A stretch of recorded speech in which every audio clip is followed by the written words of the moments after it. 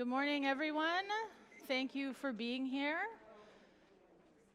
And thank you to the CyberX team for everything and all the volunteers that make it possible for us to be here today.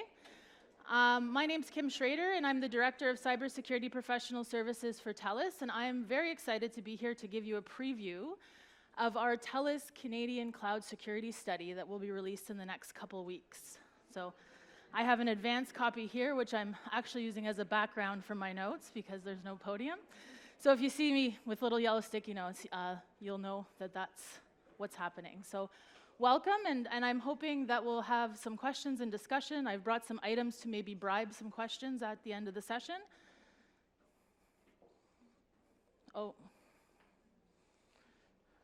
So let's dive in. So as I mentioned, Telus is releasing in the next couple of weeks a Canadian Cloud Security Study. Hopefully you recall, and if you don't, then I also have some QR codes you can pick up here. But last year, we released a study on ransomware, the Canadian experience with ransomware. In that study and in the findings, there was a lot of things that were really interesting in cloud incidents specifically, and how we were protecting, how we were trying to detect them. So we decided that this year, in partnership with IDC, we would do a study very specifically on cloud security, but also the Canadian consumer and the Canadian business experience with cloud adoption. So the study is based on a survey that had more than 36 questions. As I mentioned, it was done in partnership with IDC, with over 500 Canadian businesses, various sizes, geographically dispersed across the country, and representing more than a dozen different verticals. Everybody that responded to the study, the survey that was part of the study, were IT and security decision makers that were leading the adoption and the cloud strategy. So they all were part of either, if they were in transition in developing the strategy, or if they had already migrated or adopted cloud, then they had been part of those decisions to move to cloud.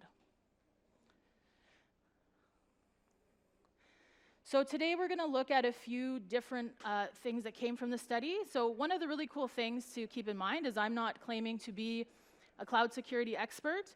This is really based on the experiences of the realities of businesses in Canada that have gone through a cloud transformation. There is going to be some conjecture that Telus has made based on the study results that I'll share with you today, but this is really about how those organizations felt during the adoption process, how they migrated to the cloud, how they adopted the cloud, what are the different challenges that they've experienced, how they are securing the cloud, where they're finding challenges in securing the cloud, and ultimately we'll leave you with some ideas based on their responses of things that they wish they could do better, or if you're at the beginning of your journey, that you could consider when you're getting into your cloud experience. So, the first few stats. Interestingly, we've reached a tipping point in Canada where more than 50% of the business's data is actually going to the cloud. 85% of respondents said that they would happily put public data in the cloud, but only 14% said they would store confidential data. So there's a strong adoption for the cloud. There is, a lot of different projects ongoing. People see the value of a cloud infrastructure, but they are concerned about securing confidential data.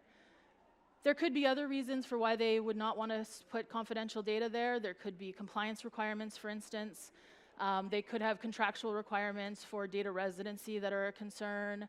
But many said that the number of security incidents, so there was a correlation between a high number of security incidents in the cloud, so it could also be fear of a breach and the belief that putting your information in the cloud is less secure.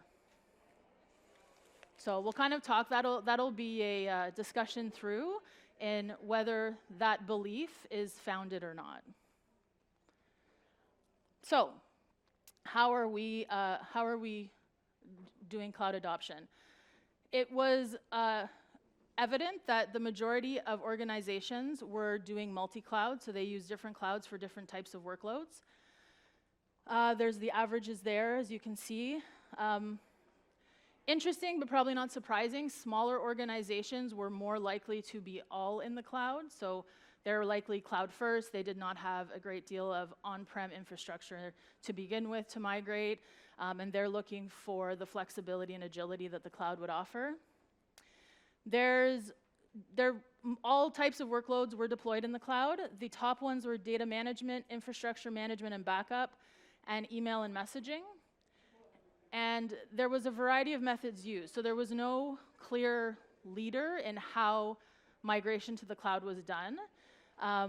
And there was evidence to show that lift and shift, so taking what you have and just shifting it, while we would have thought that there would have been a belief that it was riskier, that how you migrated to the cloud actually did not correlate to a larger number of incidents. The other part, of the lift and shift was that there was a great number of companies that were using on-prem mentalities when they did the lift and shift, and there was evidence that that correlated with some of the reasons why they find challenging the cloud, securing the cloud more challenging. So, of the survey respondents, many indicated that the cloud hasn't met one or more of their expectations, so the different things that you'd expect from the cloud. The highest one, and again, I just want to point out, this was the belief that the cloud was going to inherently improve security once you migrated, and that wasn't the case. And we'll talk about how we're securing the cloud a little bit later, but that was the number one expectation that was not met. The ability to improve IT management and agility also was the second, and then cost saving. So those are the three sort of business cases that moving to the cloud was built on, and it ended up being the top three expectations that were missed in their move to the cloud. Just making sure I didn't miss anything. So what is the current state? So of the 500 organizations surveyed, what is the current state of cloud security?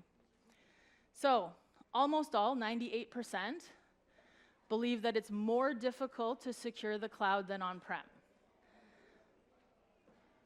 The belief is that it's more difficult. The top areas that it's most challenging all play into each other: monitoring and threat detection, responding to security incidents, and risk assessments. One of the things that I mentioned before was that there is a mentality that we have taken of securing on-prem and trying to replicate that in the cloud. There was evidence in the study that has contributed to this belief that it's more difficult. So when you're trying to do the same things here and you're now trying to secure the cloud, there's a misunderstanding, for instance, of the cloud security provider shared responsibility matrix. So there were some things that were assumed that the service provider was doing, which were incorrect assumptions, and then there were some things that they were not that the business was responsible for or felt they were responsible for, but it was actually the cloud security provider. The other thing that we're seeing is that because the multi-cloud has become the norm, you're now trying to monitor and understand your security threats and risks in multiple different environments, and many include on-prem as well.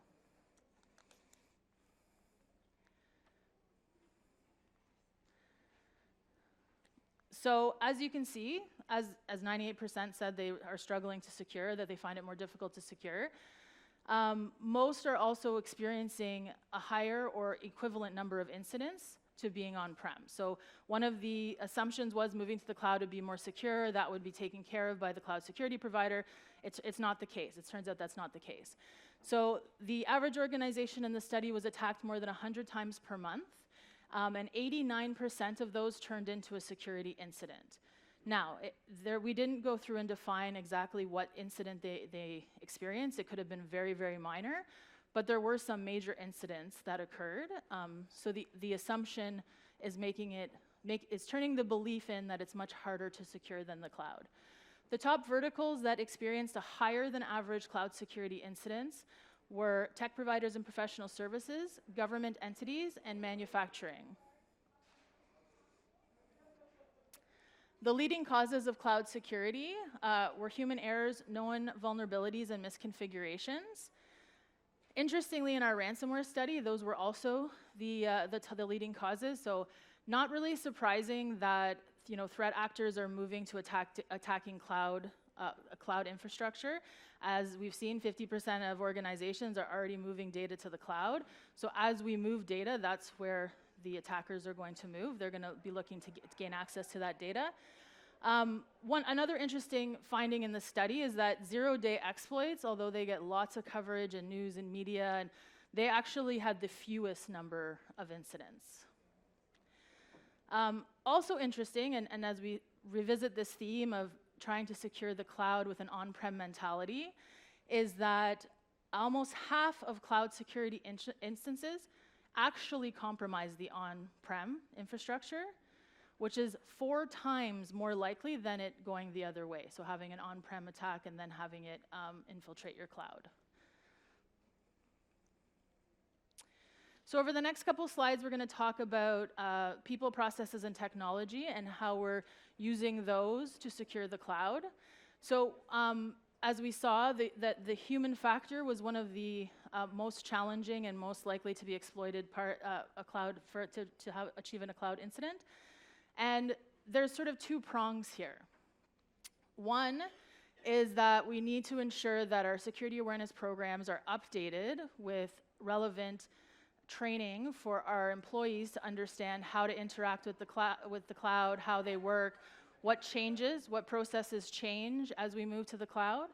But the other prevalent outcome was that there's actually a really hard to find skill set in the security industry, and that not many organizations have a dedicated cloud security expertise in-house.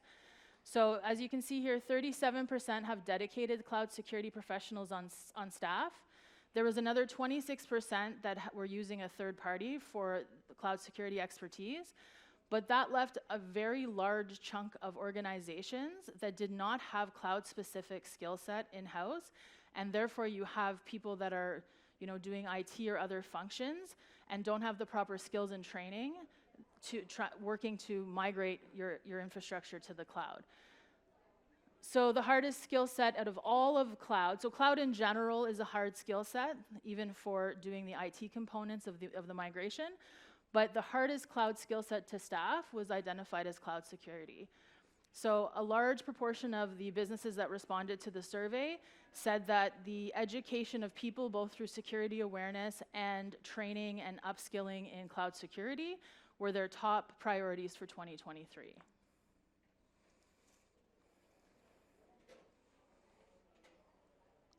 So as we move on to process, got to catch up with my sticky notes here.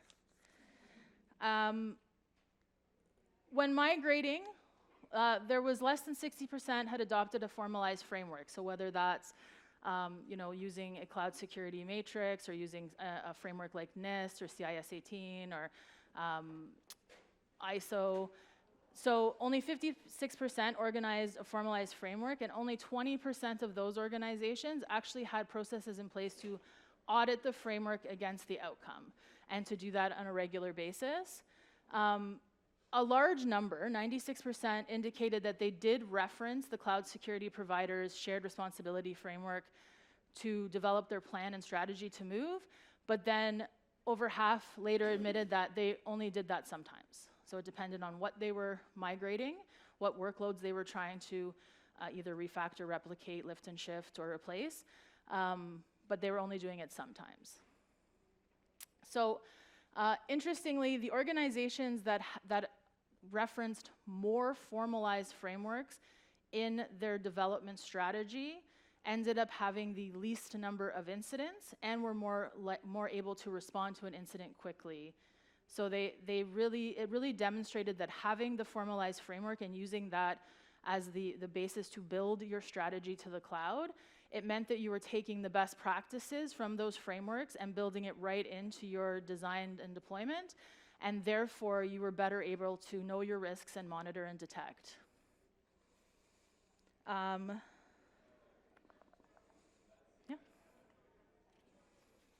All right, now technology and tools. So none of these percentages are overly compelling. And yes, they do not add up to 100 because they were able to pick multiple things. And I think one thing that's interesting to note is multi-factor authentication. At less than 40% was a bit surprising given, I mean, would we have on-prem infrastructure now that didn't have multi-factor authentication? So adoption was low. It is interesting to note that about 20, I think it was 26.4, about a quarter of respondents said that they relied solely on the cloud security provider's controls, so the out-of-the-box security that was provided. 37% paid for additional controls from the cloud security provider, so we're getting there a little bit better. Those were often multi-factor authentication, single sign-on, and container security. And then another 26%, or only 26%, actually did the cloud security provider and then also had third-party controls in place in order to monitor, detect, and respond. The top third-party controls were CASB, XDR, MDR, and CSPM.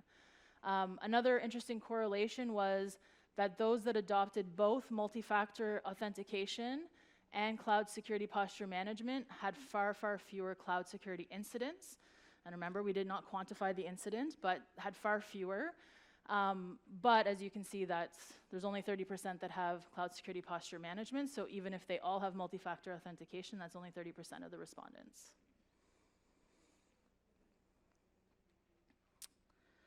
So, 99% of the organizations surveyed said that if they could go back and adopt cloud again, they'd spend more time on at least one aspect of security.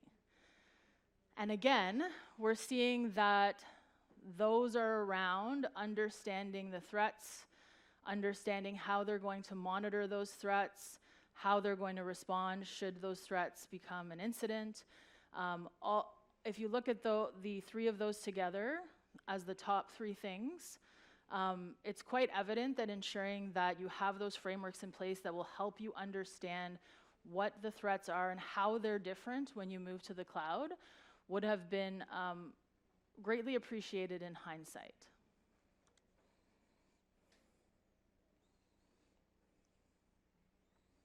So, we've talked about the incidents that occur and what are the different ways that we're trying to detect and protect against those incidents. But we also talked to the respondents about what are the costs. So the direct cost was $440K on average of experiencing an incident. Interestingly, those that referenced up to around 4 frameworks, at least 4 frameworks, they actually had a lesser cost coming in at around 380. Those that didn't reference any of the frameworks when they were building and deploying to the cloud, they actually had an average cost of 660,000. So, and these are the direct costs that they can attribute to that incident. As you can see, more than half are the labor costs in order to detect and recover, and the costs due to downtime, and then also the mitigation and recovery. So, you know, retooling or having to then procure some of those tool selections that we talked about. The most impacted workloads were data management systems, email applications, and business intelligence applications, which makes sense as you're moving that kind of information. Those would be the same ones that you know, threat actors would find really juicy information on-prem. As we move information to the cloud, that's where they're looking to get that information that they can use in order to start an incident. So if we look at the other costs, so the indirect costs, you'll see, I won't exhaust the slide with all the stats, but as you can see, on top of the average of 440K, there are lots of other costs that can be associated with having an incident. So as you're budgeting out your cloud deployment and looking at the costs of the third-party tools or looking at the training up your staff and those kinds of costs, it will be less than these costs. And these are ones that are harder to quantify a number. If we look back and say that, we said manufacturing, for instance, was one of the top 3 verticals that were hit and had higher than average incidents. If I'm trying to get a product out, and maybe it's a seasonal product, or maybe it's one where I need to hit the market really quick and hard, anytime I lose in my go-to-market strategy is very costly for my organization. If I have a service strategy attached to that product, so I'm going to sell the product, but my long-term growth strategy is to provide services beyond the purchase of that product, then every day I could lose a significant market share, because they're going to go to a competitor for the same product, and then they'll go back to that competitor for services.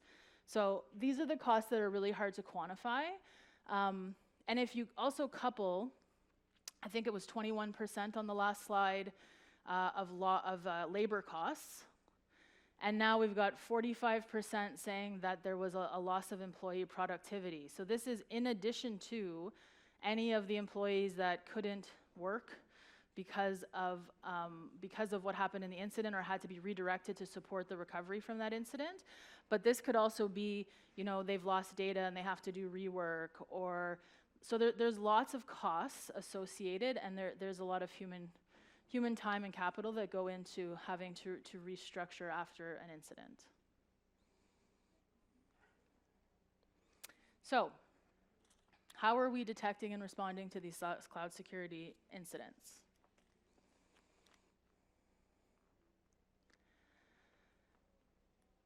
So, over 2/3 of organizations did indicate that they extended some of their monitoring capabilities from on-prem to the cloud. However, they only extended that on average to about 63% of the workloads that they had in the cloud, so that they migrated to the cloud. So that leaves a gap of workloads that are not being regularly monitored, and they're going to create a vulnerability and a way that a threat actor can take advantage of that workload and potentially shift through. The top challenges are not necessarily surprising, given that we've seen that monitoring and understanding threats and risks have been the top challenges. Only 21% of the respondents said that they had a SIM, so data collection and logging are not a surprise that that's the top challenge that organizations indicated in trying to monitor in the cloud. Alert investigations, again, this can tie into a few different things. If you have not properly understood what you need to do to monitor the cloud, then you have probably either not set up sufficient alerting, or if you haven't engaged in proper monitoring capabilities, there's no automation in your alerting process. You also, if you're using IT staff and haven't properly given them the skills that they need in order to understand the alerts and triage the alerts and respond to the alerts, then that will also create a problem with investigating alerts. Lastly, and this is one that was a bit surprising, but did kind of couple with the not truly understanding the shared responsibility matrix, is a lot of businesses said that they had trouble doing monitoring and threat detection in the cloud because they lacked an understanding of the underlying infrastructure of the cloud. So that's interesting, because the underlying infrastructure of the cloud is the responsibility of the cloud service provider. But when we see that on-prem mentality, we really, we want to have all the network diagrams and understand the topology and understand a lot of the intricate details of on-prem, and we feel lost that once we get to the cloud, we don't have that information anymore. So it was interesting that was one of the top 3 challenges in addressing threat detection in the cloud.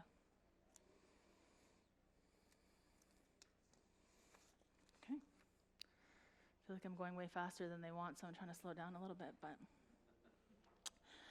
Okay, another interesting stat that came from the study is that 45%, so nearly half, of the incidents that were detected and reported were from outside of IT, so outside of the people that are generally responsible for detecting those incidents.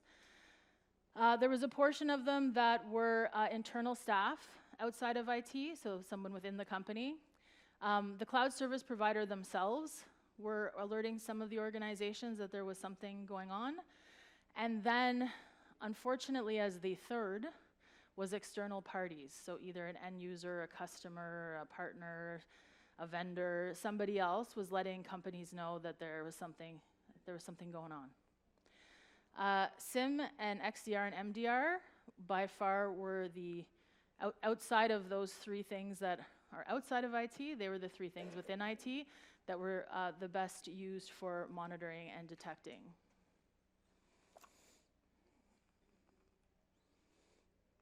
So one of the other expectations when I moved to cloud, I thought it would be more secure, was that if I were to experience an incident, I'd be able to respond quicker. And the expectation was actually like hours to a day quicker.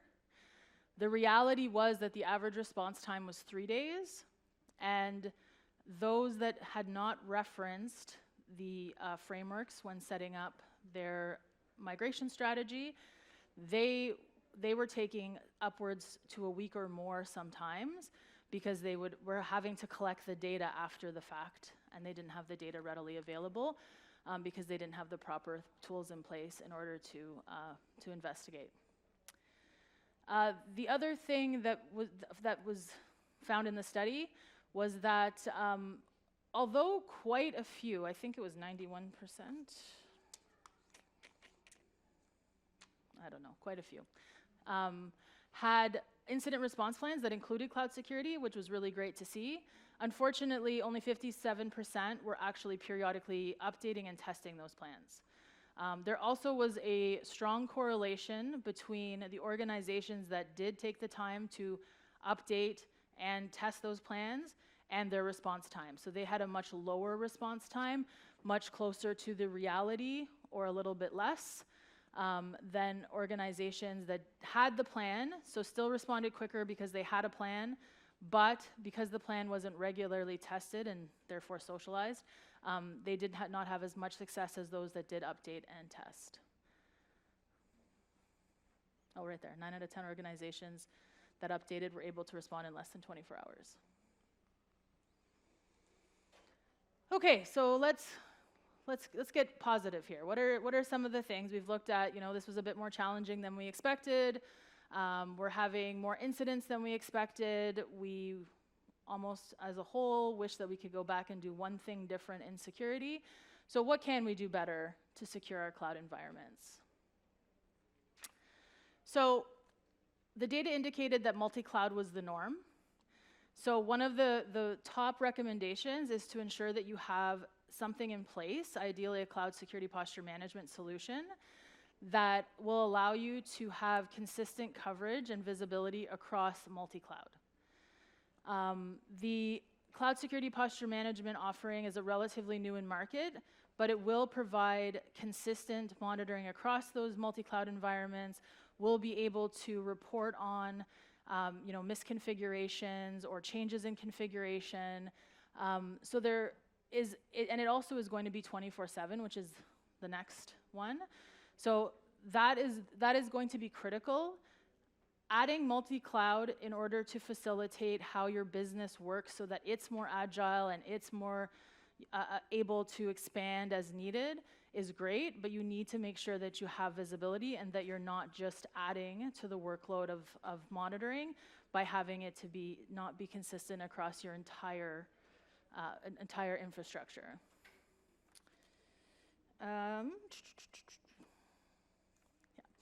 And so 24/7 is the second one that's really, really important. So we did see that a large number, I think it was 63 or 68% of Canadian organizations do use a SOC for some part of their security controls.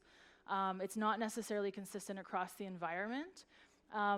Likely because of staffing and that lack of skill set, a lot of them, about 30%, and 30% had a third party that had dedicated, so fully outsourced, and then there was another, I think 26% or so, that had a co-managed. So the importance there is that threat actors are not going to go to sleep, so you need to have the 24/7.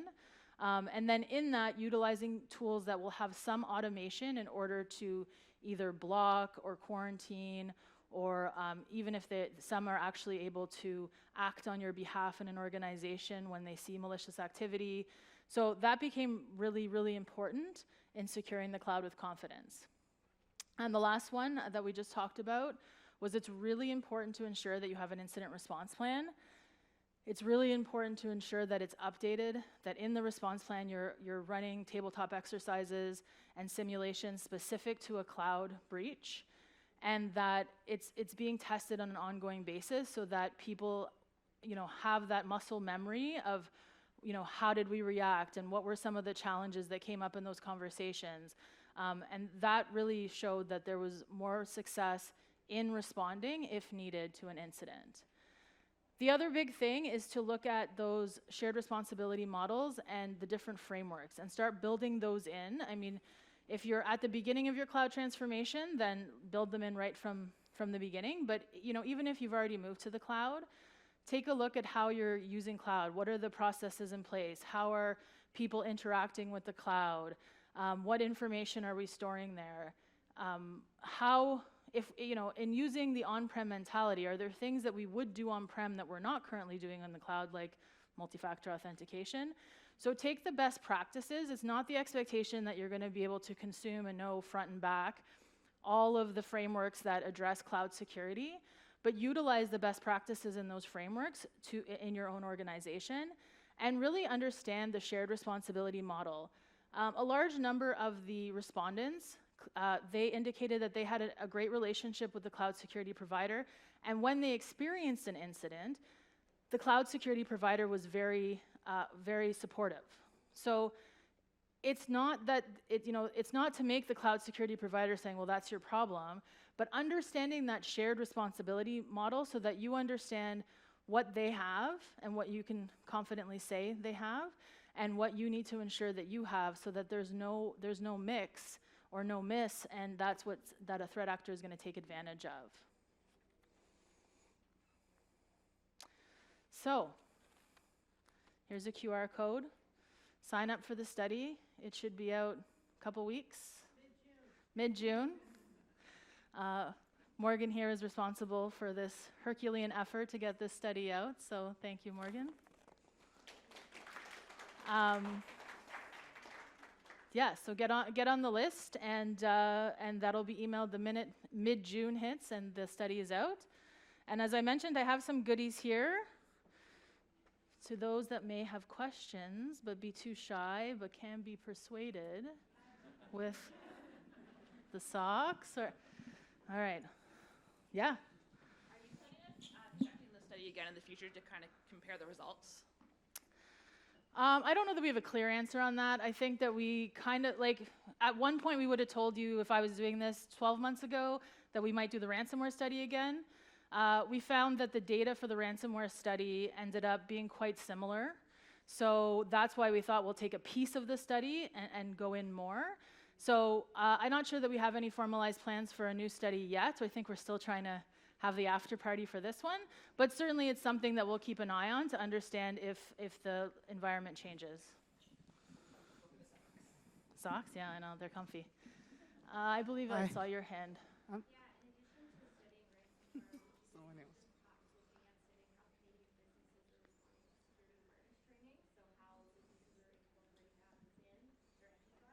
Yeah. Yeah. Yeah, absolutely. I mean, security awareness training came up in both studies as one of the top 3. The other that came up in both that I'm realizing I did not say was having a strong vulnerability management program. Yep. Socks? Oh, I don't know if I can throw it. Sorry. All right. Yeah.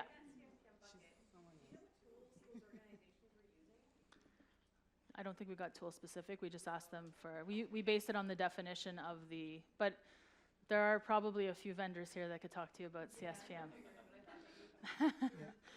It's relatively new in market, so but I do believe there's at least one out there that can talk. Yeah. So my question is around, hello? Yeah, I see you. Okay, great. My question is around upskilling. So you mentioned in the survey, the response was around problem finding the adequate cloud security professionals. What are the things you can share for people upcoming that, what kind of skills can you recommend for people looking to go into cloud security? Yeah, so I think what most of the organizations indicated was that cloud security skills in general, if you want to come grab your cup, you can, or I'll just leave it here, you can grab it afterwards.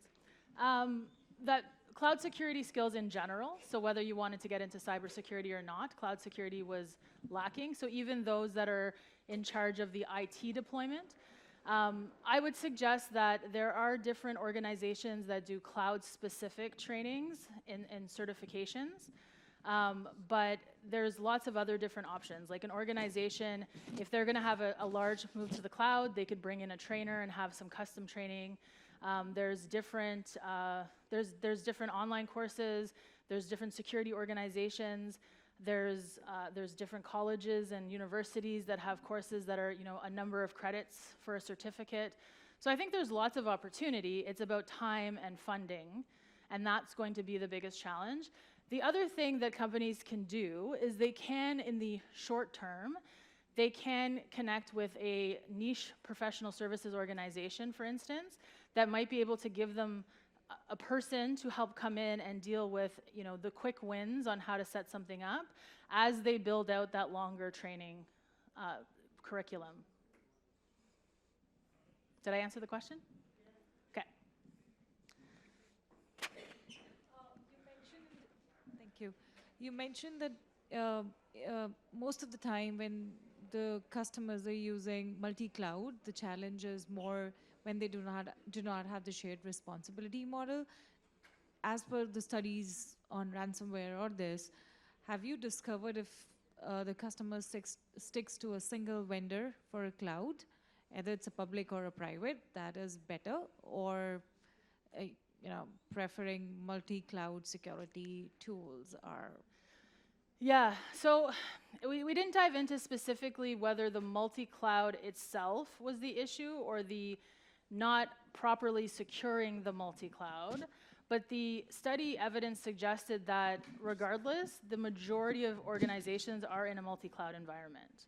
So most of the organizations that may have been in a single cloud were a lot of the smaller organizations, but a larger percent, like more than half, were in multi-cloud. So I'm assuming that they had done some research and decided that they wanted workloads in different clouds for different functionality reasons, and then inadvertently created the challenge in securing the multi-cloud. Do you think compatibility between all different cloud security technologies within different clouds is a challenge?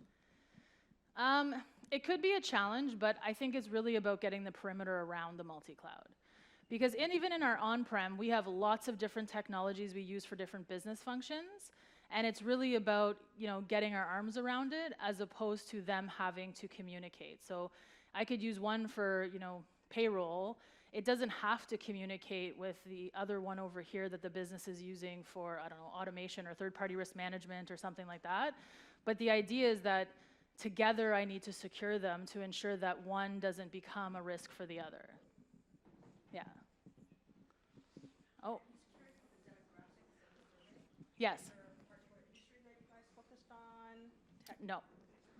So where did it go out to? it was all across Canada, and it was across 12 different verticals. So we tried to capture all industries. We wanted to make it look like Canada, so there was, a little bit more in the Quebec and Ontario, and then a little bit less in a percentage-wise across the smaller provinces.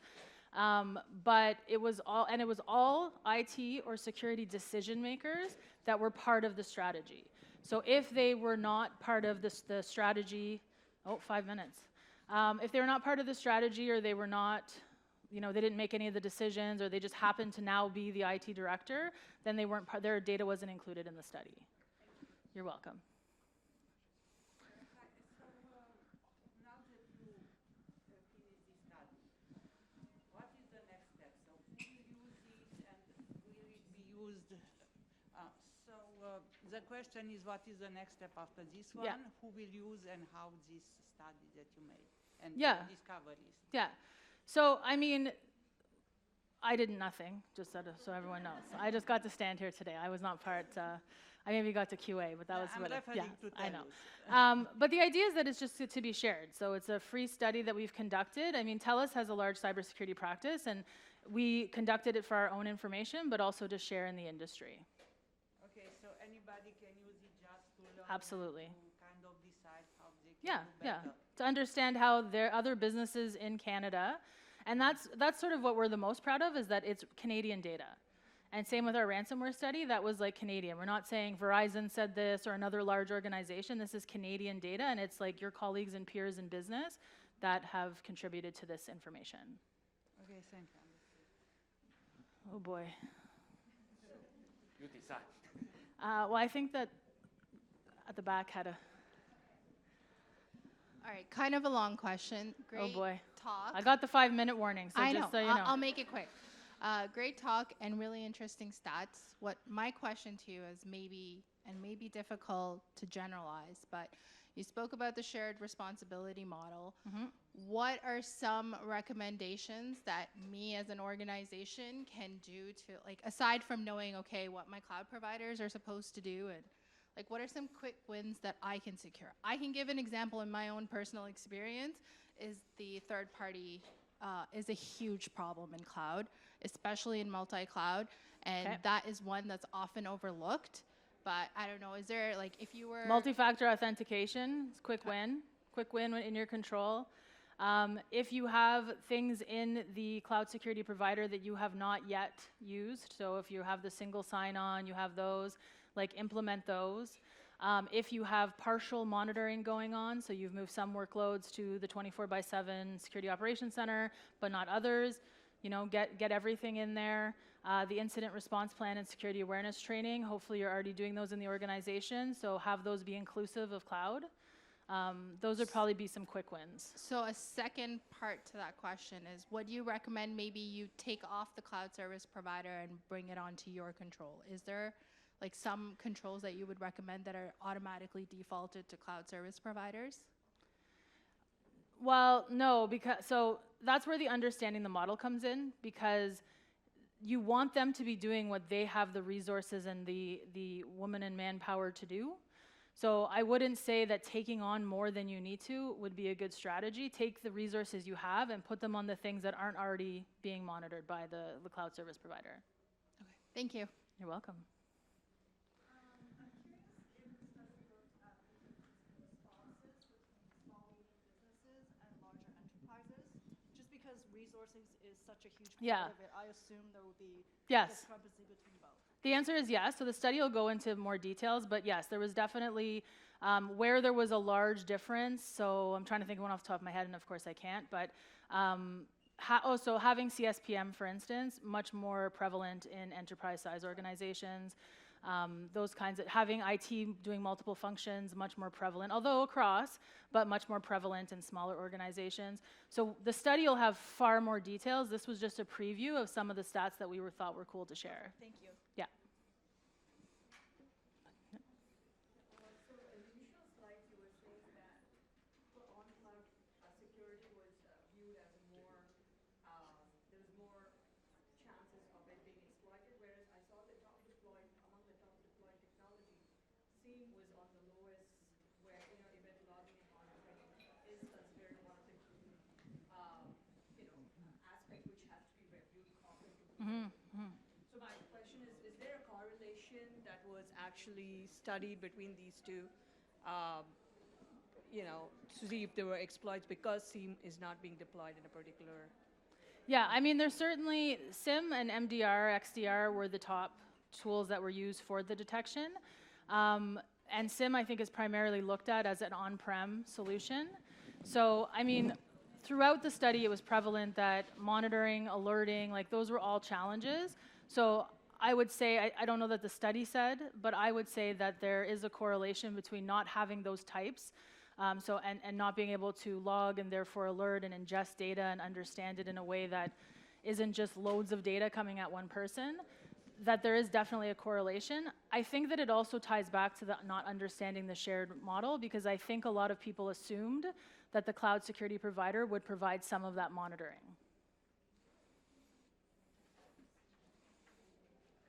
All right, I gotta go. Thank you so much. Appreciate you being here.